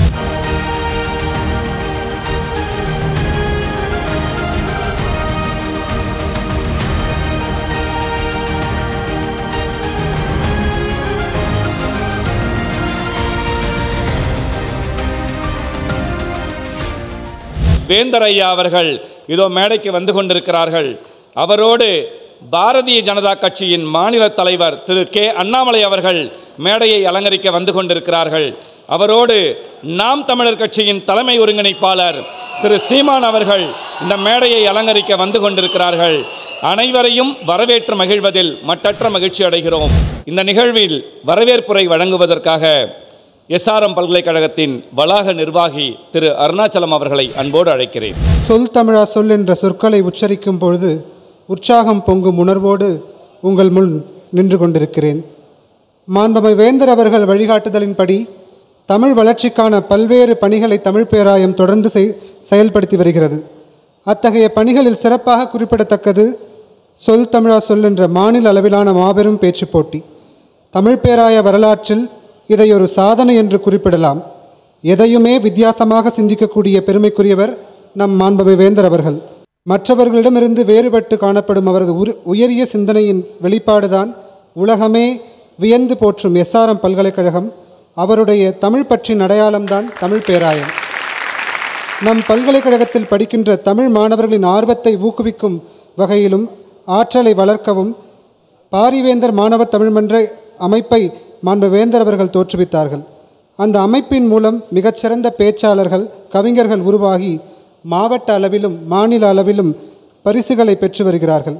அதை பார்த்து மகிழ்ந்த வேந்தர் அவர்கள் மாநிலம் எங்கும் உள்ள கல்லூரிகள் மற்றும் பல்கலைக்கழக மாணவர்களின் பேச்சாற்றலை அறிந்து அதை ஊக்குவிக்க வேண்டும் என்ற உயர்ந்த நோக்கோடு உருவாக்கப்பட்டதுதான் இந்த சொல் தமிழா சொல் என்ற பிரம்மாண்ட பேச்சு போட்டி.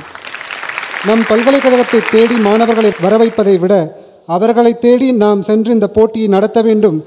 ஆகையால் அந்தந்த பகுதிகளில் உள்ள ஆற்றல் மிக்க மாணவர்களை எளிதாக பங்கேற்க செய்ய முடியும் என்ற உயர்ந்த நோக்குடன் புதுச்சேரி உள்ளிட்ட தமிழகத்தின் அனைத்து மாவட்டங்களையும் 9 மண்டலங்களாக பிரித்து இந்த பேச்சு போட்டி மிகவும் சிறப்பாக நடைபெற்றிருக்கிறது.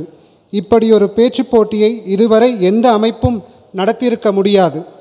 அந்த வகையில் பேச்சு போட்டி வரலாற்றில் இது ஒரு புதிய அத்தியாயம் என்றே நான் பெருமையுடன் குறிப்பிட விரும்புகிறேன்.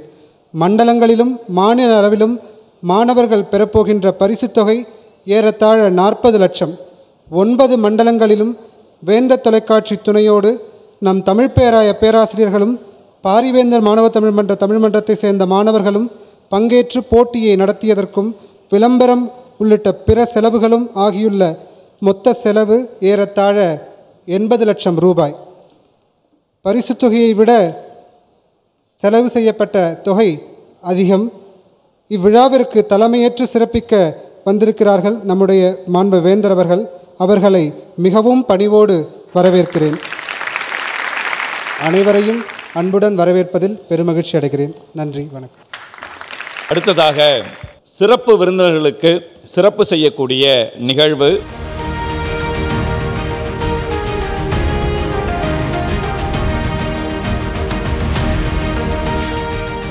இந்த சொல் தமிழா சொல் என்ற நிகழ்வு ஏன் வந்தது, அதை குறித்து அறிமுக உரை வழங்குவதற்காக நமது தமிழ் பேராயத்தின் தலைவர் கலைமாமணி முனைவர் கருநாகராசன் ஐயா அவர்களை அன்புடன் அழைக்கிறோம்.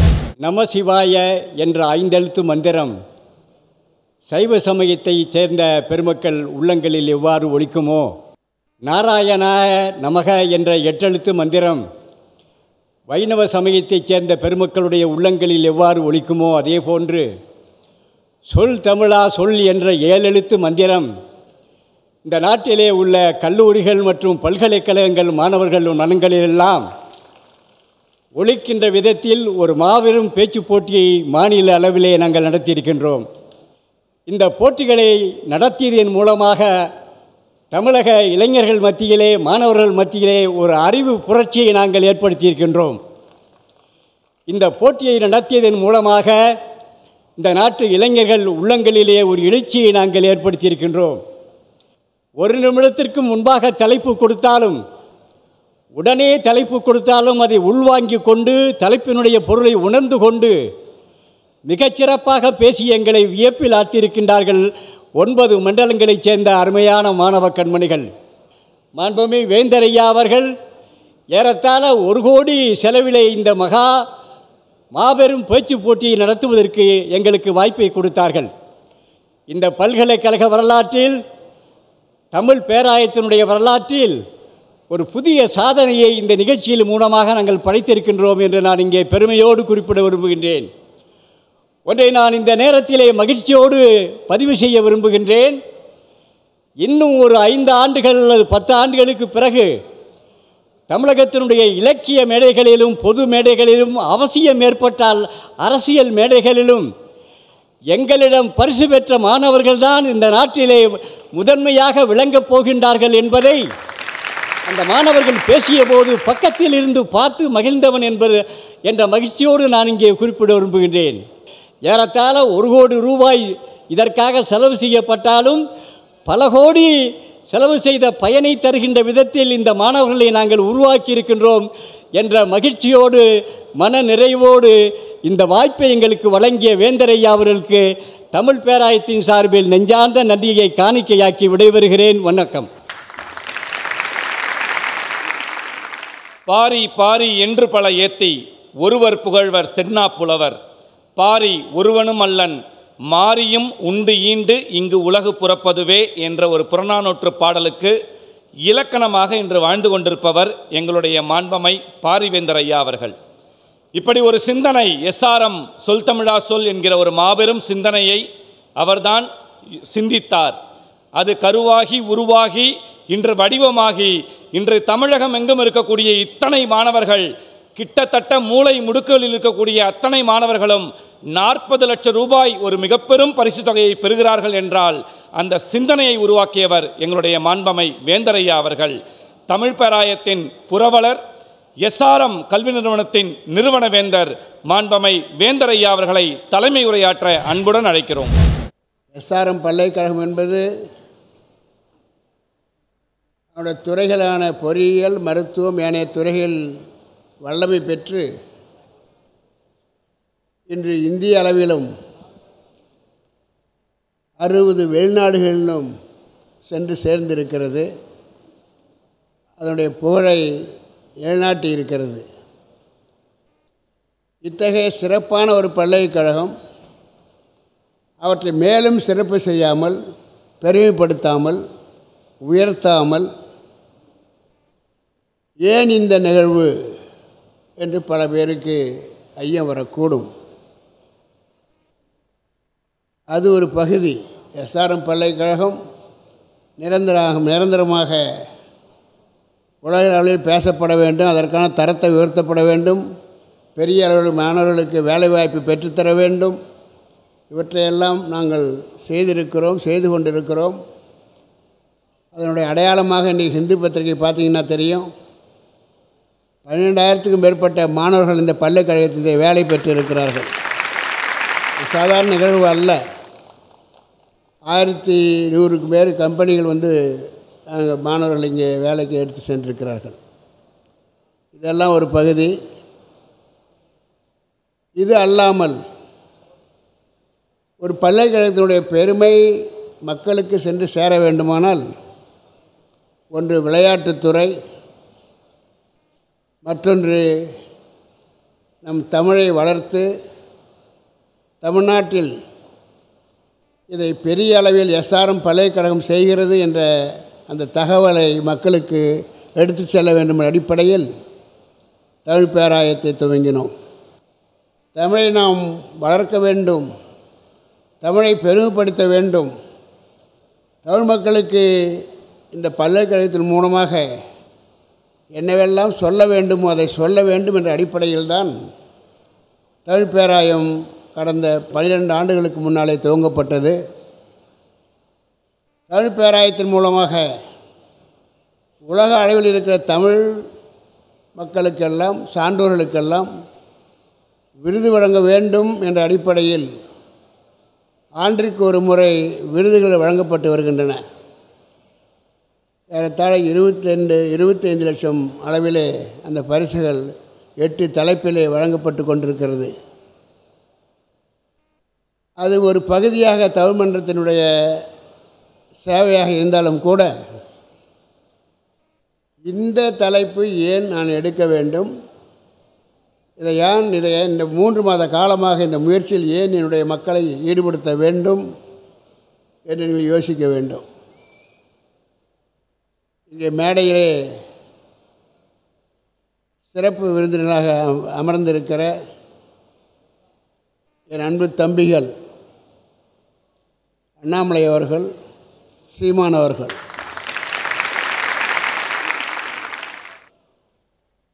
அவர்களை இந்த இறுதி நிகழ்ச்சியில் சேர்ந்து பார்க்க வேண்டும் என்பது என்னுடைய ஆர்வம். ஆகவே 3 மாத கால அந்த முயற்சியின் முடிவாக இறுதி சுற்று நேற்றும் இன்றும் நடந்திருக்கிறது. என்னை பொறுத்தவரை திரு அண்ணாமலை அவர்கள் குறிப்புகளோடு புள்ளி விவரங்களோடு பேசக்கூடியவர். சீமான் சொல்லுவார், ஒருவன் இந்த மண்ணிலே பிறந்து விட்டால் குறைஞ்சி 10,000 மைல்களை நடந்திருக்க வேண்டும் அல்லது பிரயாணம் செய்திருக்க வேண்டும், 10,000 புத்தகங்களை படித்திருக்க வேண்டும் என்று சொல்லுவார். அந்த வகையில் என்னை பொறுத்தவரை 10,000 மைல்களுக்கு அப்பாலும் நான் பிரயாணம் செய்திருக்கிறேன். ஆனால் 10,000 புத்தகங்களை படித்திருக்கிறேன் என்றால் நிச்சயமாக இல்லை. ஆனால் படித்ததாக உணர்கிறேன். காரணம், அண்ணாமலை அவர்கள் புள்ளி விவரத்தோடு சொல்லுவார், மணிக்கணக்கில் பேசுவார். அதே நேரத்தில் சீமான் அவர்கள் பேசுகிற பொழுது வரலாறுகளை சொல்லுவார், புரட்சியாளர்களை பற்றி பேசுவார், புரட்சியாளர்கள் எப்படி நாட்டை உருவாக்கினார்கள் என்பதையெல்லாம் சொல்லுவார். அவையெல்லாம் கேட்கிற போது நான் 10,000 புத்தகத்தை படித்ததாக உணர்கிறேன். ஆக அந்த 2 பேரையும் இந்த மேடையில் ஏற்ற வேண்டும். நான் ரசித்த விரும்பிய நாட்டுக்கு பயனுள்ள 2 இளைஞர்கள் இங்கே மேடையில் அமைந்திருக்கிறார்கள். இந்த தமிழ் பேராயத்தின் மூலமாக தமிழ்நாட்டிற்கு எந்த அளவுக்கு பேச்சாளர்களை உருவாக்க முடியுமோ அதை உருவாக்கி தர வேண்டும் என்ற அடிப்படையில் தான் இந்த முயற்சி. என்னை பொறுத்தவரை இந்த முயற்சியின் மூலமாக வருங்காலத்தில் ஏறத்தாழ 2000 பேர் ஆர்வப்பட்டு கலந்து கொண்டு இன்றைக்கு அது 72 பேராக முடிவுற்று, இத்தனை பேரும் 72 பேரும் வருங்காலத்தில் நல்ல பேச்சாளர்களாக, முடிந்தால் அரசியல் தலைவர்களாக வர வேண்டும். ஆகவே மாற்றம் தமிழ்நாட்டிற்கு வர வேண்டும். அதற்கான சிறு முயற்சியை நாம் செய்ய வேண்டும் என்ற அடிப்படையில் தான் இந்த முயற்சி. சொல் தமிழா சொல், அது மிக மிக சிறப்பாக எங்களுடைய பேராய தலைவர் திரு நாகராஜன் அவர்கள் மிக சிறப்பாக செய்து கொடுத்திருக்கிறார்கள். அவர்களெல்லாம் இந்த நேரத்தில் பாராட்டுகிறேன். இந்த முயற்சியில் ஈடுபட்ட அத்தனை மாணவர்களையும், வெற்றி பெற அத்தனை மாணவர்களையும் பாராட்டுகிறேன். அதற்கு உறுதுணையாக இருந்த அவங்க பெற்றோர்களையும் வாழ்த்துகிறேன், பாராட்டுகிறேன். இந்த முயற்சி தொடரும். சொல் தமிழா சொல் 2025 சொல்லும்போதே இது தொக்கி நிற்கிது. சொல் தமிழா சொல் 2025 ரொம்ப அழுத்தமாக சொல்லுவாங்க. அப்போ என்ன அர்த்தம்? பார்ட் 2 பார்ட் 3 போகுது. ஒவ்வொரு ஆண்டும் இந்த நிகழ்வு தொடரும். தமிழ்நாட்டில் எண்ணற்ற இளைஞர்களையும் பேச்சாளர்களையும் அறிமுகப்படுத்த வேண்டும். அதன் மூலமாக தமிழ்நாட்டில் பேச்சாளர்கள் கொண்ட தமிழர்கள் நிறைய வர வேண்டும். அவர்களுக்கு அரசியலில் பங்கு பெற வேண்டும். நாட்டு அரசியல்னு சொல்லும்போது என்ன திடீர்னு அரசியல் இல்லாமல் நீயும் இல்லை, நானும் இல்லை. போட்டிருக்க சட்டை, வாங்குகிற கர்ச்சிப்பு எல்லாத்துலேயும் அரசியல் இருக்குது. அரசியல் இல்லை என்று சொன்னால் நீங்கள் அறியாமையில் இருக்கிறீர்கள் என்று பொருள். அந்த அறியாமை நீக்கிற வகையில் நீங்கள் இன்றைக்கி எல்லாம் வருங்காலத்தில் முதல்ல அரசியல் இல்லைன்னா நீங்கள் நல்ல வாக்காளர்களே இல்லை. யார் நல்லவன் கட்டவன், என்ன கட்சி, அதெல்லாம் இருக்குது. இன்னும் இருக்குது தமிழ்நாட்டில் பார்த்தீங்கன்னா பல பகுதிகளில் நான் பார்க்கிறேன். இன்னும் எம்ஜிஆர் உயிரோடு இருக்கிறதா நினச்சிட்ருக்கான். அவர்களுக்கும் வாக்கு கொடுக்கப்பட்டிருக்கிறது. அதே போல் வறுமையை பயன்படுத்தி கொண்டு, வறுமை தானாக வரல, வறுமையை உண்டாக்குனவர்களே நம்ம தான். தமிழ்நாட்டில் வறுமையை உண்டாக்கியவர்கள் நாம் தான். உண்டாக்கிய அவர்களே அதை பயன்பெறுகிறார்கள். வறுமையை பயன்படுத்தி கொண்டு அந்த நேரத்தில் மக்கள் உங்களிடம் என்னிடம் வாங்குகிற வரியில் இருந்து ரொம்ப ஒரு அம்மா அருமையாக பேசினாங்க. அந்த வேறு மாதிரி சொல்லாமல் வாக்குக்கு தொகை கொடுப்பது என்பதெல்லாம் சொன்னாமல் ரொம்ப அழகாக ஒரு அம்மா பேசினாங்க, தெரியல. அந்த மாதிரி நிலை இல்லாமல் வர வேண்டும். தமிழ்நாட்டு நல்ல ஆட்சி மலர வேண்டும். அது விரைவில் மலர வேண்டும். மேடையில் அமர்ந்திருக்கிற அவர்களால் ஒன்று சேர்ந்து மலர வைக்க வேண்டும். அதன் மூலமாக நாடு பயன்பெற வேண்டும். அதன் மூலமாக நாங்களும் பயன்பெறுவோம். காரணம், உங்களை போன்று நாங்களும் இந்த நாட்டிலே மாற்றம் வராதா என்று காத்து கொண்டிருக்கிற ஒரு கட்சியின் தலைவர் என்ற முறையிலே சொல்லுகிறேன். இதை பெருமைப்படுத்திய பெருமைக்குரிய மற்ற கட்சியை சேர்ந்தவர்களும் சரி, இந்திய ஜனநாயக கட்சி,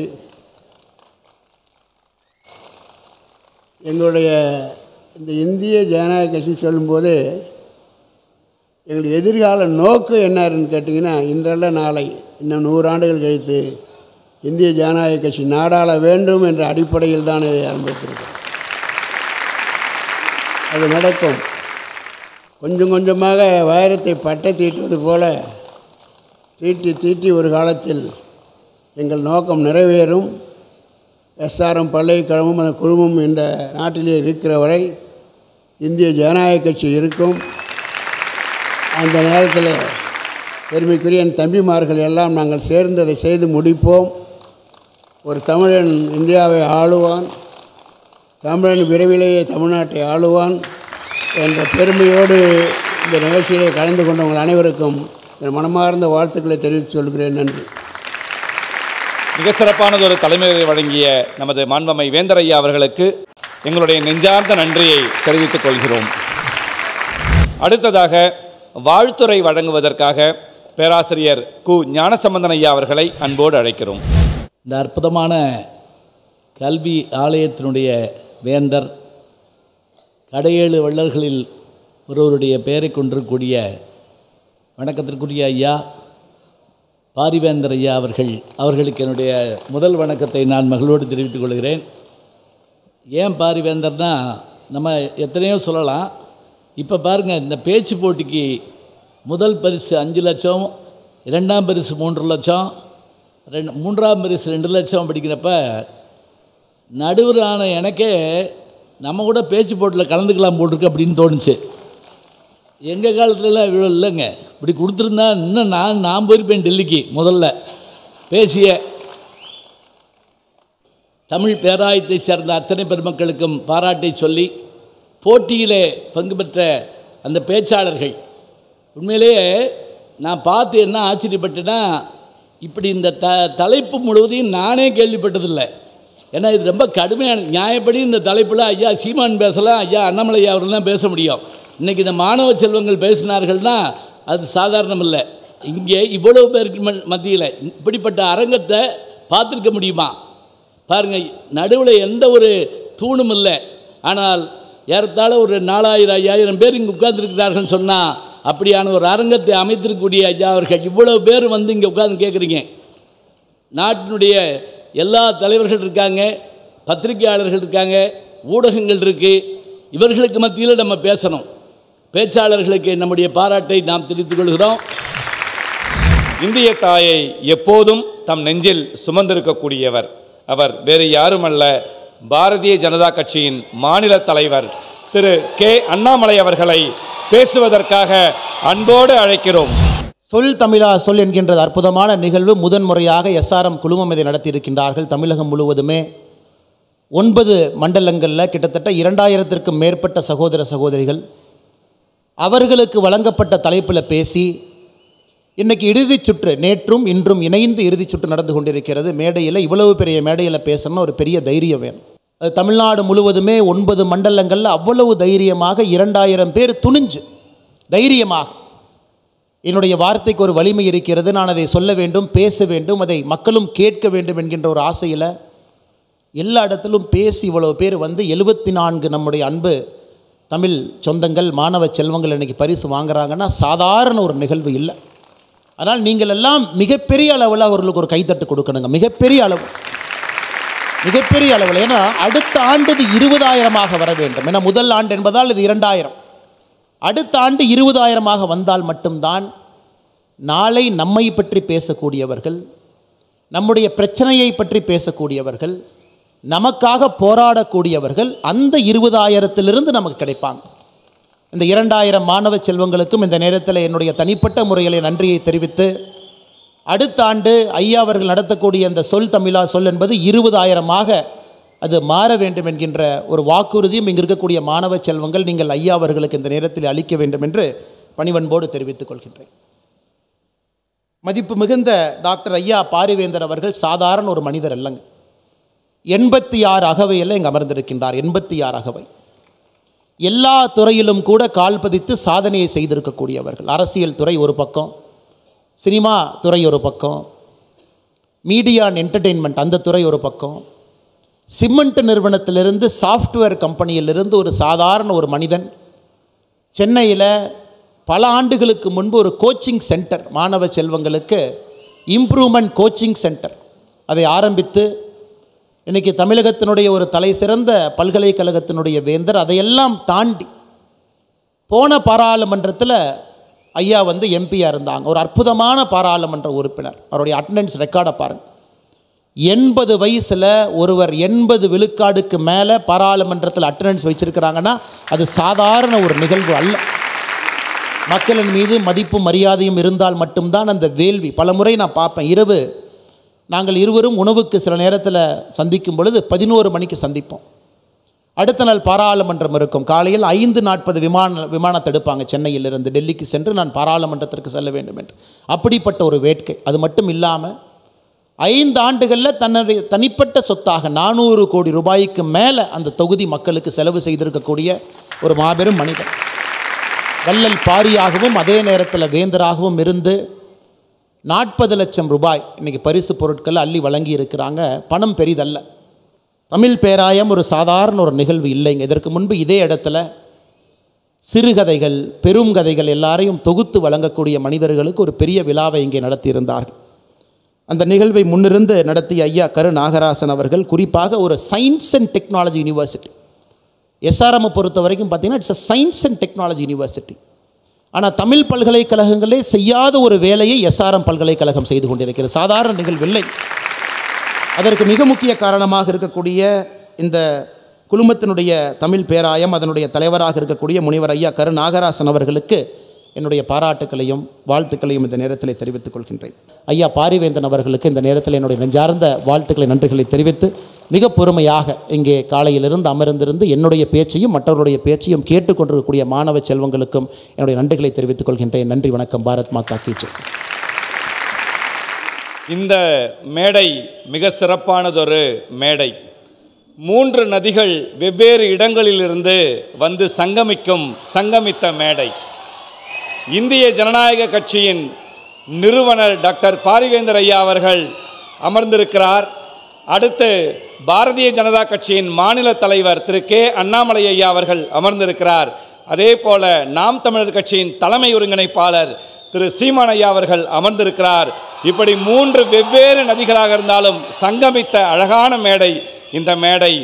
அடுத்ததாக இந்த தமிழையும் தமிழ் தேசியத்தையும் தம் இரும் கண்களாக பாவிக்கக்கூடிய நமது மதிப்பிற்குரிய நாம் தமிழர் கட்சியின் தலைமை ஒருங்கிணைப்பாளர் திரு சீமான் ஐயா அவர்களுக்கு வருக வருக என்று வரவேற்கிறோம். கடையெழு வள்ளல்களில் தலை சிறந்த வள்ளல்கள் பாரியும் பேகனும் தான். பாரியை படித்திருக்கிறோம், பார்த்ததில்லை. ஆனால் இப்போது பார்க்கிறோம். அது நம்முடைய ஐயா பாரிவேந்தன் அவர்கள். அப்படி என்ன செய்துவிட்டார் உங்கள் ஐயா என்று சிலர் எண்ணலாம். என் மூலமாகவே படிக்க வசதி இல்லாத பல பேர் இந்த பல்கலைக்கழகத்திலே படித்திருக்கிறார்கள், படித்து கொண்டும் இருக்கிறார்கள். அப்படிப்பட்ட ஒரு பெருமகன் பல்கலைக்கழகம் நடத்தினோமா, பல தொழில்களை செய்தோமா, போனோமா என்று இல்லாமல் தன் தாய்மொழி தமிழ் வீழ்ச்சியுறாமல் மீட்சியுற வேண்டும், எழுச்சியுற வேண்டும் என்பதற்காக தமிழ் பேராயம் என்ற ஒன்றை தொடங்கி அதன் மூலமாக இந்த சொல் தமிழா சொல் என்கிற ஒரு நிகழ்வை உருவாக்கி ஆகச்சிறந்த ஆற்றலாளர்களை தேர்வு செய்வது. நாடெங்கிலும் எவ்வளவோ விதைகள், அதில் வீரியமிக்க நெல்மணிகள் எது என்று கண்டுபிடிப்பது. தமிழர்கள் பொறுக்கு விதை மரபினர். தோட்டத்தில் நிறைய கத்தரிக்காய் காத்திருக்கும். ஆனால் எந்த காய் விதைக்கு சரியாக இருக்கும் என்று தேர்வு செய்து அதிலிருந்து விதைகளை தேர்வு செய்கிற மரபினர் நாம். நாடெங்கிலும் எல்லோரும் பேசுவார்கள், ஆனால் ஆகச்சிறந்த ஆற்றலாளர்கள் யார் என்று தேர்வு செய்கிற அந்த வீரியமிக்க விதை நெல்களை தேடி எடுத்து தமிழ் சமூகத்தில் விதைக்கிற அந்த அரிய பணியை செய்து கொண்டிருக்கிற எங்கள் ஐயா பாரிவேந்தர் அவர்களை எவ்வளவு பாராட்டினாலும் தகும். பொதுவாக பேச்சு என்றாலே இங்கே எப்படி பார்க்கப்படுகிறது என்றால் வெற்றி பேச்சு, வெட்டி பேச்சு. அவன் ஒரு வெட்டி பேச்சுக்காரன், ஏதாவது வெட்டியாக பேசி கொண்டிருப்பான். வெற்றி பேச்சு என்று ஒன்று இருக்கிறது. பொதுவாக என் அன்பு பிள்ளைகள், என் அருமை உடன்பிறந்தார்கள் ஒன்றை கவனிக்க வேண்டும். பேச்சு என்பது நம் எண்ணத்தை வெளிப்படுத்தும் கண்ணாடி என்பதை நாம் புரிந்து கொள்ள வேண்டும். இங்கே பேசி பேசியே காலத்தை ஓட்டிட்டான் என்று சொல்வதும் உண்டு, பேசி பேசிய காலத்தை வென்றவர்களும் உண்டு. அது ரெண்டும் உண்டு. சொல்லில் உயர் சொல் தமிழ் சொல்லை அதை தொழுது படித்திரடி பாப்பா என்கிறான் பெரும்பாவளன் பாட்டன் பாரதி. ஒரு சொல் கொல்லும், ஒரு சொல் வெல்லும், ஒரு சொல் மனதை காயப்படுத்தும், ஒரு சொல் அந்த காயத்தை ஆற்றும், ஒரு சொல் உறங்கச் செய்யும், ஒரு சொல் எழச் செய்யும், ஒரு சொல் உற்சாகப்படுத்தும். இப்படி சொற்களால் எவ்வளவோ மாறுதலை இந்த சமூகம் பார்த்திருக்கிறது. இன்சொல் இரும்பு கதவையும் திறக்கும் என்கிறார்கள். ஆனால் காந்தியடிகள் வார்த்தைகளை நீங்கள் வாயிலிருந்து எடுத்து பேசினீர்கள் என்றால் அது கேட்பவரின் செவி வரைதான் செல்லும். ஆனால் ஒவ்வொரு சொற்களையும் ஒவ்வொரு வார்த்தைகளையும் இதயத்திலிருந்து எடுத்து பேசினீர்கள் என்றால் அது செவியையும் கடந்து சிந்தனைக்குள் சென்று செயல்படத் தொடங்கும் என்கிறார். அப்படி இங்கே பேசியவர்களை பார்த்தேன். அவர்கள் சொல்லுகிற கருத்துக்களில் நமக்கு உடன்பாடு முரண்பாடு அந்த விவாதத்திற்கு போக வேண்டியதில்லை. தாங்கள் எடுத்துக்கொண்ட கருத்தை வெளிப்படுத்துகிற ஆற்றலில் அவர்கள் மேலோங்கி இருந்தார்கள் என்பதில் யாருக்கும் மாற்று கருத்து இல்லை. வாதத்தை எடுத்து வைப்பவன் சரி தவறு தான் கொண்ட கொள்கையில் எடுத்து வைத்த வாதத்தில் சரியாக இருக்கிறானா அதுதான் அவனுடைய திறமைக்கு சான்று. அறிஞன் சாக்ரட்டிஸ் ஒருவன் கேட்ட கேள்விக்கு பதில் சொன்னால் அதை வைத்து அவனுடைய அறிவை கணக்கிட முடியாது, மதிப்பிட முடியாது என்கிறான். ஒரு கேள்வியை எழுப்பினால் அதற்கு பதிலாக அவன் மற்றொரு கேள்வியே பதிலாக தருவானையானால் அவன்தான் ஆகச்சிறந்த அறிஞன் என்கிறான். அப்படி இங்கே பேசியவருடைய ஆற்றல்களை அவர்கள் வெளிப்படுத்தினார்கள். பேசியவர்களெல்லாம் நாம் ஆழ்ந்து கவனித்தேன். அதிகப்படியாக ஆங்கில சொற்களை பயன்படுத்தாமல் பேசினார்கள். இளைய தலைமுறை பிள்ளைகள், நாளைய நம்பிக்கை நாற்றுக்கள், சிலப்பதிகாரம், மணிமேகலையெல்லாம் எடுத்து சொல்லி பேசினார்கள். அப்போது என் இலக்கியம் செத்து போய்விடலை, இன்னும் உயிர்ப்போடு தான் இருக்கிறது என்ற நம்பிக்கையை தந்தார்கள். பேச்சு ஜனநாயகத்தில் மக்களாட்சி தத்துவத்தை ஏற்றுக்கொண்ட ஒரு நாட்டில் பேச்சு என்பது வலிமை மிக்க ஆயுதம். அப்படிப்பட்ட வலிமை மிக்க கூற ஆயுதத்தை தன் பட்டறையில் வைத்து தீட்டுகிற அரிய பணியைத்தான் தமிழ் பேராயம் இப்போது தமிழ்நாடெங்கும் செய்து கொண்டிருக்கிறது. அந்த பணியை எங்களுடைய ஐயா பாரிவேந்தர் அவர்கள் செய்து கொண்டிருக்கிறார்கள். அதை நினைவில் வைத்து இங்கே பங்கேற்ற பெருமக்கள், இதை சிறப்புற நடத்தி நிறைவு விழாவுக்கு கொண்டு வந்த அத்தனை செயல்பாட்டாளர்கள், பங்கேற்ற போட்டியாளர்கள், வென்றவர்கள், நாளை வெல்லப் போகிறவர்கள் எல்லோருக்கும் என்னுடைய பாராட்டுக்கள், என்னுடைய அன்பும் வாழ்த்துக்களும். நாளைய என் தமிழ் சமூகத்தை வலிமைமிக்க தமிழ் சமூகமாக மாற்றி படைக்க காத்திருக்கிற இளைய தலைமுறை புரட்சியாளர்கள் உங்கள் அனைவருக்கும் என்னுடைய அன்பும் வணக்கமும். நன்றி.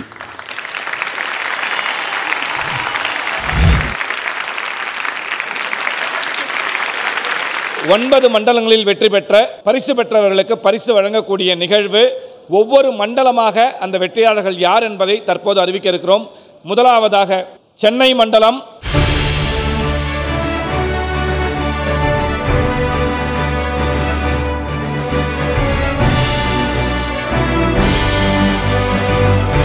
அடுத்ததாக வேலூர் மண்டலம்,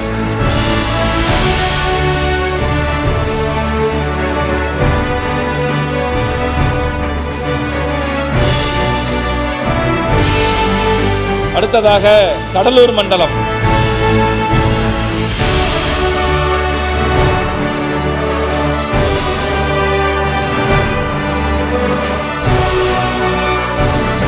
அடுத்ததாக திருச்சி மண்டலம்,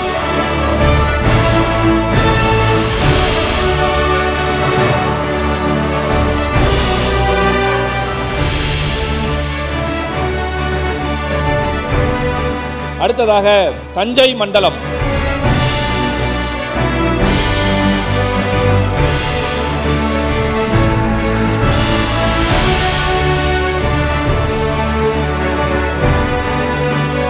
அடுத்ததாக மதுரை மண்டலம்.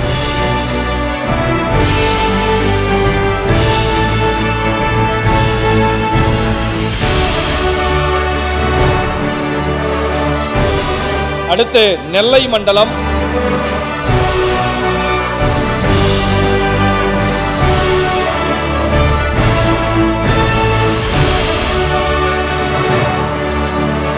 அடுத்ததாக கோவை மண்டலம்.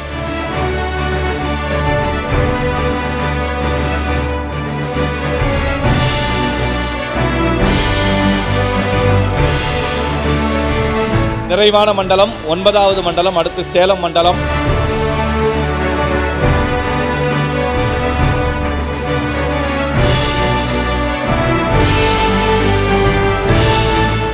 இது மாநில அளவிலான போட்டி.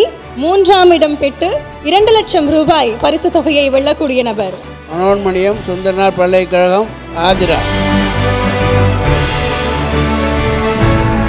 2ஆம் இடம் பிடித்து 3 லட்சம் ரூபாய் பரிசு தொகையை வெல்லக்கூடிய நபர் சதக்கத்துள்ள ஐயா கல்லூரி நெல்லை ராஜவேல். இந்த பிரம்மாண்ட மேடையில் தலை சிறந்த பேச்சாளராக முதல் பரிசை வெல்லக்கூடிய நபர் யார் என்று தெரிந்து கொள்வதற்காக எல்லோரும் ஆர்வத்தோடு காத்துக் கொண்டிருக்கிறோம். சின்ன கவுண்ட் டவுன். 5 4 3 2 1. முதல் பரிசு பெற்று 5 லட்சம் ரூபாய் பரிசு தொகையை தட்டிச் செல்லக்கூடிய நபர் லாவண்யா. அரசு சட்டக் கல்லூரி நெல்லை.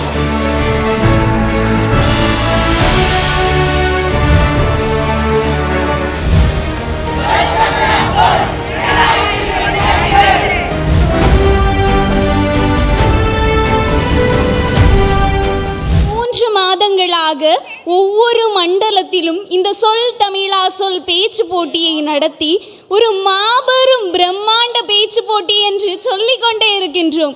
காரணம் 40 லட்சம் ரூபாய் பரிசு தொகை. தமிழ் கற்றவர்களுக்கான மிகப்பெரிய ஒரு அங்கீகாரத்தை வழங்கி சிறப்பாக இந்நிகழ்வை சிறப்பித்த ஐயா பாரிவேந்தர் அவர்களுக்கு இங்கிருக்கக்கூடிய அனைவர் சார்பாகவும் நன்றியை தெரிவித்துக் கொள்கின்றேன்.